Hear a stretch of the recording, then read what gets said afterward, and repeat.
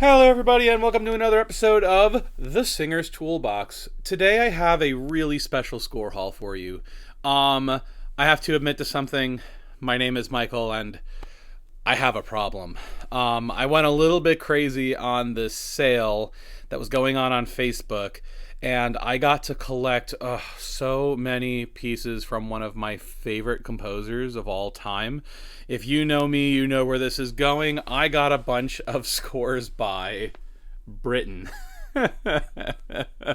Guys, if you like the content that I'm making here and you're willing to put up with my craziness, please like and subscribe at the bottom. Join the Discord, all that fun stuff. But let's get it on with this Britten Bonanza.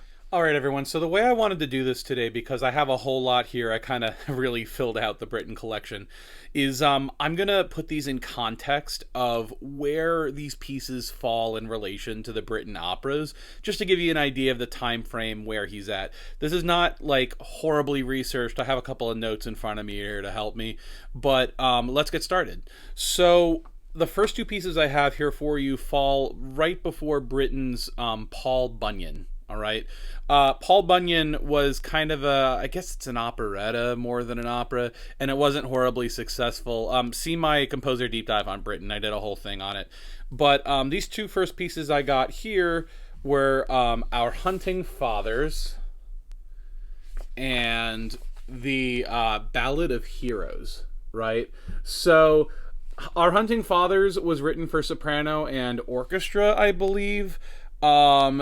This it's also done by tenors. I think that there are other recordings with tenor. I think there's also a Peter Pears recording somewhere. But this is really cool, and it's so early in his career, guys. Opus 8, you know?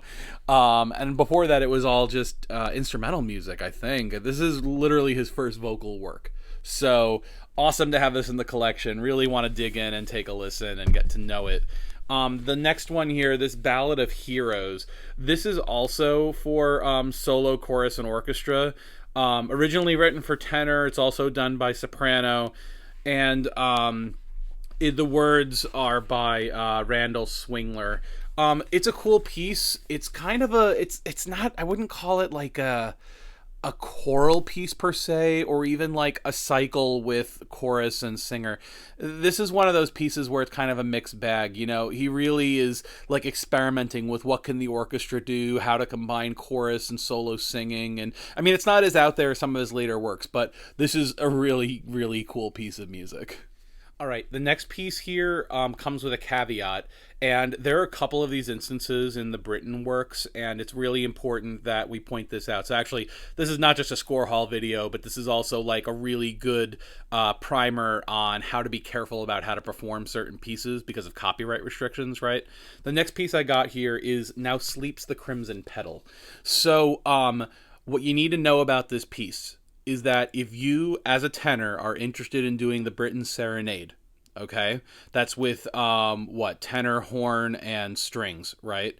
The thing you need to know is that Now Sleeps the Crimson Petal was a piece that I believe he wrote either during or after Serenade, like the whole Serenade, but it even says in here, like, if you were to buy this piece, there's actually a copyright publisher's notice, and it says, and I quote, "In no circumstances may Now Sleeps the Crimson Petal be incorporated into performance of the Serenade itself. This is strictly prohibited, and all instances of the unauthorized use of the song coming to the attention of the publishers or the composer's trustees will be treated as an infringement of copyright and the appropriate legal remedy pursued.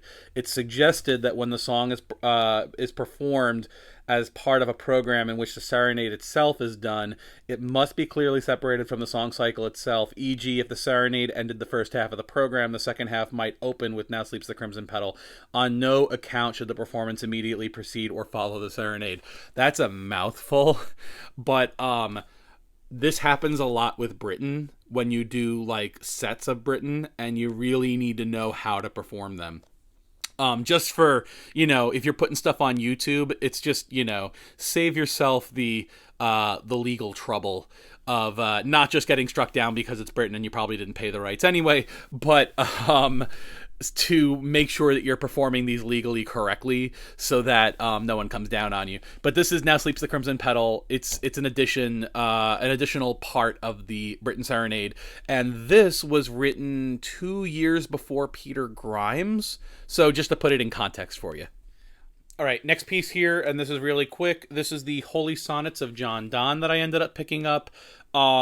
This piece falls 1 year before the writing of Lucretia. Now, what's really interesting about this composition is I wouldn't really call this like a chamber theatrical kind of thing. I mean, this is, it's a song cycle, the works of John Donne, and, they have a certain kind of gravitas because, I mean, this is Britten writing it, so of course.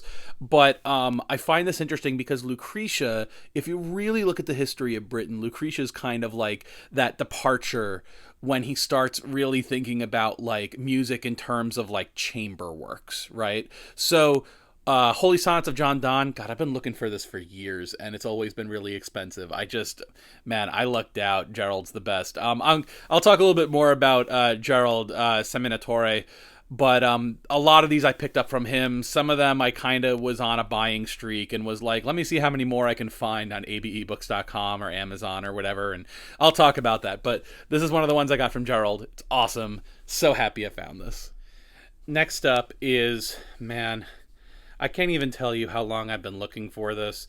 My girlfriend is awesome, and she got me a copy of this piece I'm going to show you, but like a print-on-demand copy.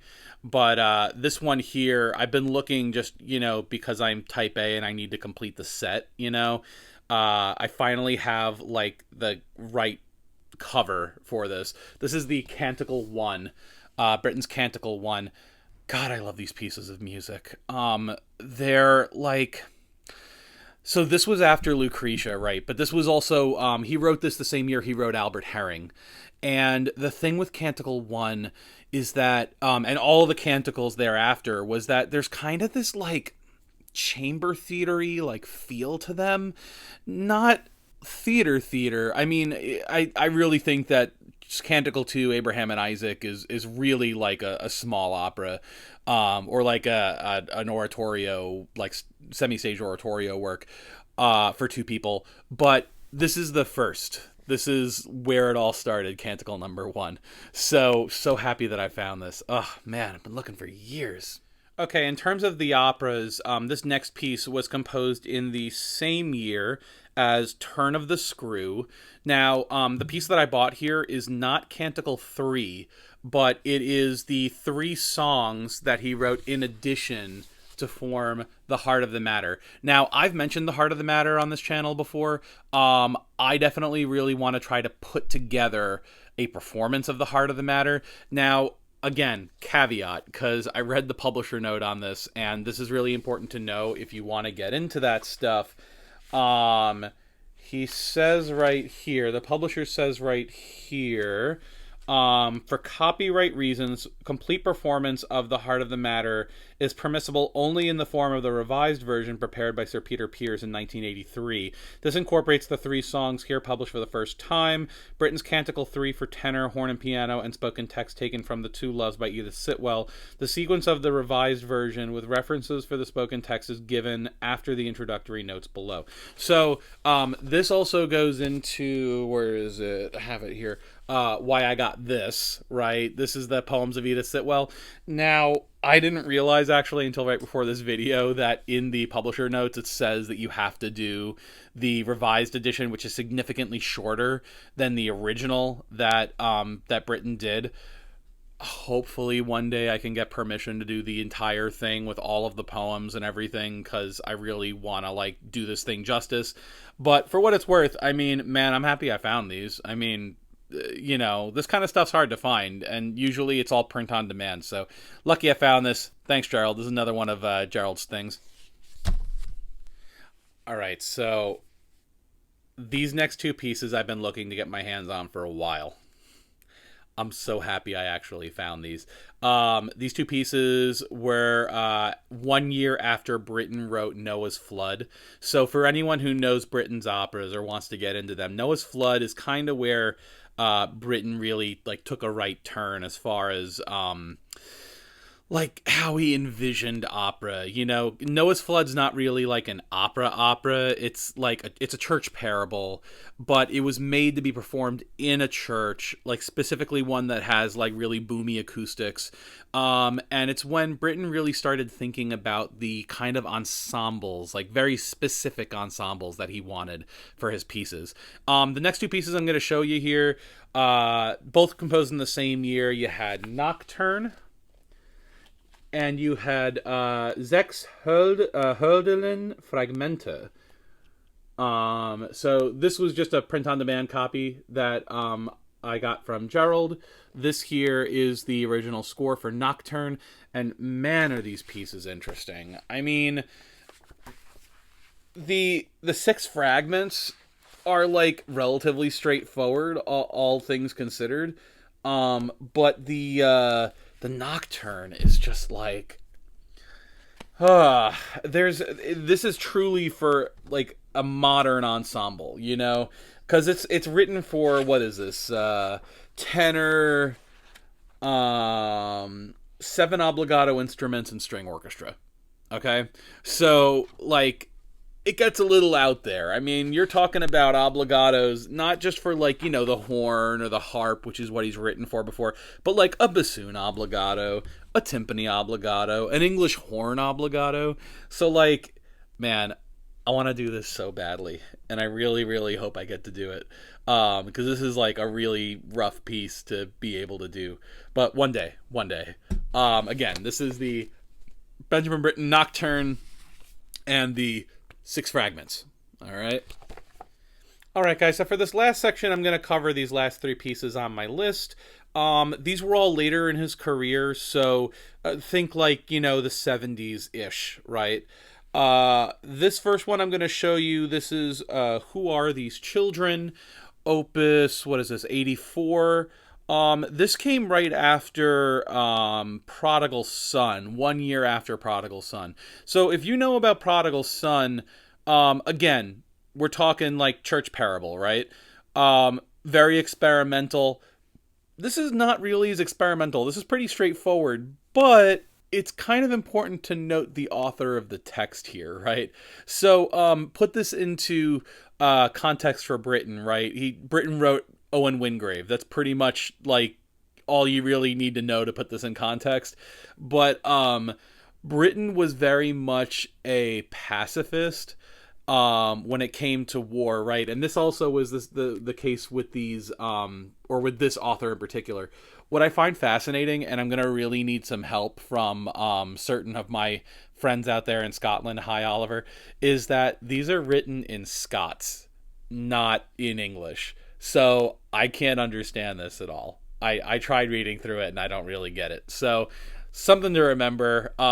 Britten did also write some stuff in Scots Gaelic, right? So it's worth looking into and trying to find a buddy who knows to help you to pronounce all of this correctly, right? His later stuff. I don't think he wrote anything in Scots, or I don't think he set anything in Scots earlier in his career. So this might be the couple. There's a couple here. The other thing I have here, or the other two I have here, I have a Birthday Hansel. This is written at the behest, or actually, let me get this right here, because there's a little note about this. These songs were written at the special wish of Her Majesty the Queen for her mother's 75th birthday, August 4th, 1975. Now, I wish this would have been mentioned on The Crown, right? I mean, they talked about the Queen Mother. I don't know why they wouldn't mention this. But anyway, I think this is really cool. The pieces are pretty straightforward. Again, it's just voice and piano. It's nothing crazy. But later in life, Opus 92, one of his last opuses. The last thing I want to show you guys is this doesn't have an opus number. Now, I'm fairly certain, correct me if I'm wrong in the comments, but the settings of the Purcell, the settings of the folk songs, and the settings of the Harmonia Sacra don't have opus numbers. This was actually between his last two opuses, right? So The Harmonia Sacra here, these were hymns, I believe, of the era, like of John Blow, Jeremiah Clark. This is one of those instances where it's like these people wrote these pieces on religious texts, but they wrote the melody and they wrote a figured bass, and that was it. There's a note in here. I'm not going to read it, but there's a note in here where Britten says that he believes that every composer should take their hand to realizing their own figured bass and like writing down their improvisations and knowing how to improvise over figured bass. But yeah, Harmonia Sacra, I find this horribly fascinating. I really, really want to do a recital where I only do texts taken from the Harmonia Sacra, because I think that like a lot of these composers who set text from Harmonia Sacra, they're so fascinating the way they decide to realize the figure. So just to finish up here, guys, I kind of went on a spending binge, as you can see. Surprisingly, I got everything used here, and it was not as expensive as you would think it would be for Britten. I'm going to add Britten to that list. I'm going to do a video on this eventually. That list of things that when you see it, just buy it. Seriously. Anything like that's a French publisher and anything Britten, like if you see a Britten thing and you could potentially do it, don't pass it over, just buy it, because they're so hard to find. I spent years trying to finish buying all of the Britten scores, because I mean I'm just obsessed, guys, but finishing buying all the Britten scores was crazy enough, and I am so blessed I was able to find all of this chamber music, because it's giving me ideas like crazy about doing this music in the future and really like learning about who this man Britten was. If you guys liked all this content, if you want to see more, just make sure that you like and subscribe. Hit that notification bell. And when I get to 100 subscribers, guys, I am really looking forward. I've been teasing this for a little bit. I really want to have that interview with Oliver and talk about his father's relationship with Britten and all of those incredible experiences, you know, being the one to film for what, Billy Budd and for Peter Grimes, and like all of these incredible memories, right? So again, hit like and subscribe. I will see you guys next time on The Singer's Toolbox.